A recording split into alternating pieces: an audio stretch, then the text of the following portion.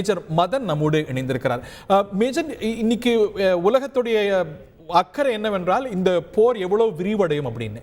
Israel ஈரானை பதிலுக்கு தாக்க போகிறது. இந்த பேலிஸ்டிக் மிசைலால ஈரான் தாக்கியதை தொடர்ந்து இஸ்ரேல் நிச்சயமாக பதிலடி கொடுக்க போகிறது. அதை அமெரிக்காவும் கூட இணைந்து கொள்ள போகிறது. ஆனால் எப்படி இருக்கும், எந்த அளவுக்கு தாக்குதல் இருக்கும்?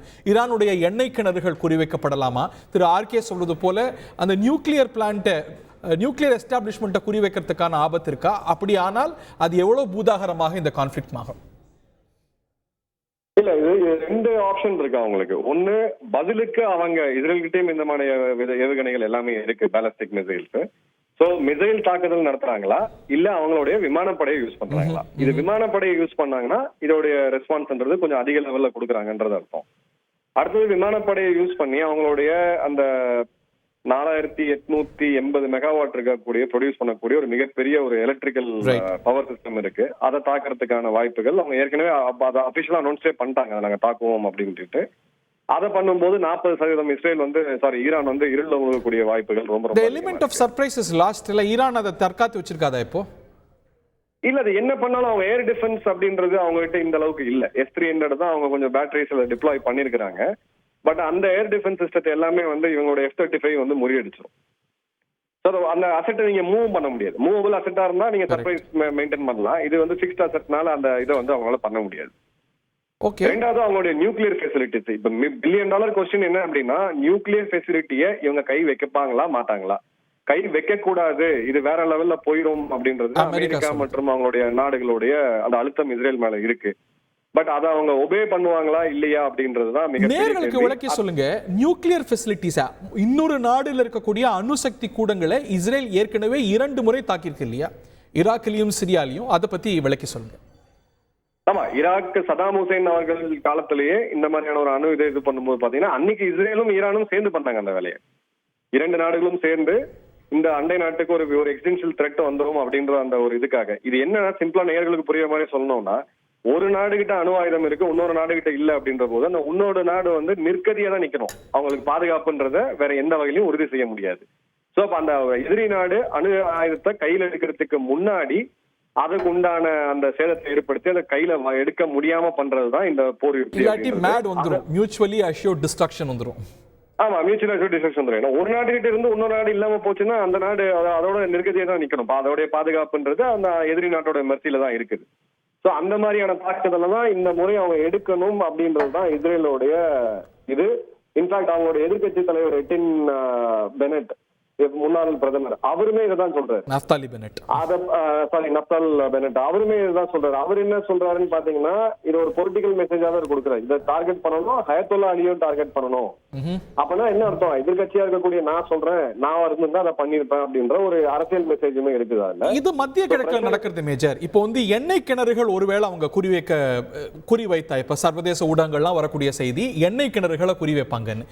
அதனது தாக்கத்தை சென்னையில நீங்களும் நானும் எப்படி உணர்வோம்? மதுரையில ஒரு நேர் எப்படி உணர்வார்? நிச்சயமா இதோடைய இது என்ன அப்படின்னு பாத்தீங்கன்னா, நம்ம நேரடியா ஈரான் கச்சா எண்ணெய் உற்பத்தி இறக்குமதி செய்யறது இல்ல. 87% நம்மளுடைய கச்சா எண்ணெய் தேவை அப்படின்றது நம்ம இறக்குமதி தான் செஞ்சுட்டு இருக்கோம். 13% தான் உள்நாட்டு தயாரிப்பு. இப்போ ஒரு சப்ளை பண்ணக்கூடிய இந்த நாடுகள்ல 10 நாடுகள்ல மிக மிக முக்கியமான ஒரு நாடு ஈரான். அந்த ஈரானுக்கு பக்கத்துலதான் அடுத்தது சவுதி இருக்குது, இந்த நாடுகள் எல்லாமே இருக்கு, UAE இருக்கு, கத்தார் இருக்கு. எண்ணெயோடைய ஏதாவது ஒரு நாட்டோட எண்ணெய் உற்பத்தி செய்யக்கூடிய நாட்டோட ஏதாவது ஒரு நாட்டு மேல தாக்குதல் நடந்ததுன்னா சர்வதேச ரீதியில எல்லா நாடுகளுக்கும் அதை பாதிக்கக்கூடிய தன்மையா இருக்கும். ஏன்னா கச்சா எண்ணெய் விலை அப்படின்றது உடனடியா ஏறும். முந்தானத்து இரவு தாக்குதல்ல 5% வரைக்கும் ஏறி, பிறகு நேத்து மார்க்கெட்ல கொஞ்சம் கரெக்ட் ஆகி ஒரு 3% வரைக்கும் அது கம்மியாயிருக்கு. நாளைக்கு இந்த போர் தொடர்ந்தது, இந்த எண்ணெய் கிணறு பற்றி எரிந்தது அப்படின்னா, ஈராக்ல அப்ப 90கள்ல 96 அந்த காலங்கள்ல போடப்பட்ட குண்டுகள் கிட்டத்தட்ட 15 வருடம் அந்த எண்ணெய் கிணறு எரிஞ்சுட்டு இருந்துச்சு. உங்களுக்கு சப்ளை கம்மியாகும் போது லாங் டேர்மா ஒரு மிகப்பெரிய ஒரு ஷாக், ஆயில் ஷாக்னு நம்ம சொல்லுவோம். அந்த ஷாக் வந்தது அப்படின்ற பட்சத்துல இப்ப $70 இருக்கக்கூடிய கச்சா எண்ணெய் நாளைக்கு $100 ஆச்சு அப்படின்னா, இன்னைக்கு நீங்களும் நானும் மதுரையில் இருக்கக்கூடிய நம்ம நண்பரும் 102 ரூபாய்க்கு பெட்ரோல் போட்டு இருக்கோங்க. நம்ம 130 140 ரூபாய்க்கு போகக்கூடிய சூழ்நிலை சொல்றீங்க. 30 ரூபாய் அது எரிக்க வாய்ப்பு இருக்கா? இல்ல நான் சொல்றது $30 இன்க்ரீஸ்ல $1 1 அப்படின்றதுதான் இதோட யாஸ்டிக். அதுல கணிசமான அளவு கவர்மெண்ட் அதை அப்சர்வ் பண்ணுவாங்க. ஏன்னா இப்ப கச்சா எண்ணெய் விலை குறையும் பொழுது கவர்மெண்ட் இன்னும் அதிகாரப்பூர்வமா நம்மளுடைய பெட்ரோல் டீசல் விலையை இறக்கல. சோ ஒரு பஃபர் வச்சிருக்காங்க. நம்ம கிட்ட ஆயில் ரிசர்வும் கொஞ்சம் இருக்கு. நான் சொல்றது இது லாங் டர்மா நடந்ததுதான். எண்ணெய் கிணறுகளை தாக்குனால் என்ன ஆகும் அப்படின்னு கேட்டீங்கன்னா ஒரு லாங் டேர்ம்ல இதுக்கான தாக்கம் இருக்கும். ஆனா இது வளைகுடா போர்ல 90கள்ல இதே மாதிரியான நிலைமை வரும்போது உங்களுக்கு ஞாபகம் இருக்கும்னு நினைக்கிறேன் ஹரி, நம்ம இன்டர்நேஷனல் மானிட்டரி ஃபண்ட்னு சொல்லக்கூடிய IMFல போய் கடன் வாங்கக்கூடிய அளவுக்கு நம்ம போனோம்.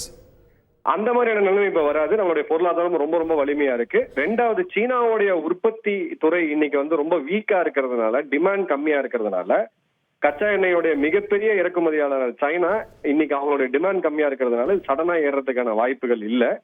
பட் லாங் டேர்ம்ல இது ஒரு பெரிய பாதிப்பு இருக்காது. ஷார்ட் டேர்ம்ல ஒரு சின்ன நம்மளுடைய பணவீக்கம் இல்ல விலையேற்றம் நம்ம சொல்லுவோம். சோ இன்ஃப்ளேஷன், பணவீக்கம், எல்லா அத்தியாவசிய பொருட்களுடைய விலையில கூட இந்த தாக்கத்தை ஏற்படுத்தக்கூடும். ஆமா, நிச்சயமா அந்த இதை ஏற்படுத்தக்கூடிய வாய்ப்புகள் அதிகமா இருக்கு. ஆனா ஒரு எண்ணெய் கிணறோட அவங்க விட்டுட்டாங்கன்னா இந்த தாக்கம் இருக்காது.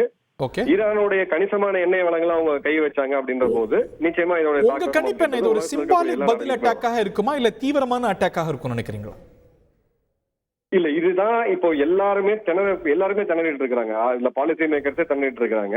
இது நிச்சயமா ஒரு சிம்பாலிக் அட்டாக்கா இருக்கிறதுக்கான வாய்ப்பு கிடையாது. இது ஒரு தீவிரமான ஒரு தாக்குதலா தான் இருக்கும்.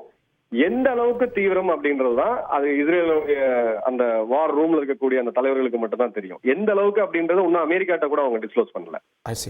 அதனாலதான் அமெரிக்கா இந்த ஆட்டத்துல என்னையும் சேர்த்துக்கோங்க, நாங்களும் சேர்ந்து தாக்குறோம் அப்படின்னு. So they can control the level of attack. ஆமா, அவங்களுடைய கன்சர்ன் அந்த ஈரானுடைய நியூக்ளியர் சைட்ஸ் மேல தாக்குதல் நடத்தினாங்கன்னா நாளைக்கு ஈரான்ட்ட பேச்சுவார்த்தை நடத்துறதுக்கான எந்த விதமான துருப்புச்சீட்டும் அமெரிக்காட்ட இருக்காது. லெவரேஜ் இருக்காது. இந்த நியூக்ளியர் டீல் அப்படிங்கிறது இருக்காது. இஸ்ரேலுக்குமே இருக்காது. சோ அப்படிப்பட்ட பட்சத்துல நாளைக்கு ஈரான், சைனா மற்றும் ரஷ்யா இவங்க ஒரு கூட்டணியில் ஏற்கனவே இருக்கிறாங்கன்றத நம்ம பாக்குறோம். நாளைக்கு ஈரான் என்ன பண்ணுவாங்கன்னா எங்களுடைய நாட்டை காப்பாத்துறதுக்கு எக்ஸிஸ்டென்ஷியல் கிரைசிஸ் நம்ம சொல்லுவோம், எங்களுக்கு வேற வழி இல்லைன்னு சொல்லி ரஷ்யா கிட்ட இருந்து இந்த ஆயுதங்களை வாங்கறதுக்கான வாய்ப்புகள் ரொம்ப ரொம்ப அதிகமா இருக்கு. ஈரான் ஒருவேளை இந்த நியூக்ளியர் ஃபெசிலிட்டி அழித்தா டெலிவரி மெக்கானிசம்ன்றது ஏற்கனவே இருக்கு. அப்ப ரஷ்யா மேல சாங்ஷன்ஸ் வராதா? ரஷ்யா மேல குளோபல் சாங்ஷன்ஸ் வராதா? ரஷ்யா மேல இதுக்கு மேல போடுறதுக்கு சாங்ஷனே கிடையாது. அது சரி, எல்லா விதமான சாங்ஷன்ஸையும் போட்டாங்க. அது சரி. நேற்று அமெரிக்காவுடைய ஆஸ்டின் அவர்கள் டிஃபென்ஸ் செக்ரட்டரி பேசும்போது இந்த தாக்குதலுக்கு நாங்க இவங்க மேல ஈரான் மேல இன்னும் சில சாங்ஷன்ஸை போடுவோம்னு சொல்லும் போது அவரே கொஞ்சம் தயக்கத்தோட மென்னு முழுங்குறாரு. ஏன்னா இதுக்கு மேல பொருளாதார தடைகள் இல்ல. ரெண்டாவது, நம்பர் 1 சக்தி பொருளாதார சக்தி அந்த தடைகளை போட்டாலும் நம்பர் 2 பொருளாதார சக்தியா இருக்கக்கூடிய சைனா அந்த தடைகளை மதிக்கல. அன்னைக்கு 90கள் 2000 காலங்கள்ல இருந்த அந்த பொருளாதார தடைகளுக்கு உண்டான பாதிப்பு இந்த நாடுகளுக்கு இந்த கால சூழ்நிலையில இல்ல. அன்னைக்கு ஒரு யூனிபோலார் வேர்ல்ட், இன்னைக்கு ஒரு மல்டிபோலாரிட்டில இருக்கு. கடந்த 8 வருடங்கள்ல பாத்தீங்கன்னா ஒரு மைக்ரோ சிப்பை கூட அவங்க இம்போர்ட் பண்ண முடியாது. அதையும் மீறி அவங்க இன்னைக்கு ballistic missile, hypersonic ballistic missile எப்படி உருவாக்க முடிஞ்சது? நிச்சயமா வேற இடங்கள்ல இருந்து அது வரதான் செய்யுது. சோ இன்னைக்கு சாங்ஷன்ஸை பைபாஸ் பண்றதுக்கு 100 வழிகள் இருக்கு. செய்திகளை உடனுக்குடன் தெரிந்து கொள்ள உடனே சப்ஸ்கிரைப் பண்ணுங்க.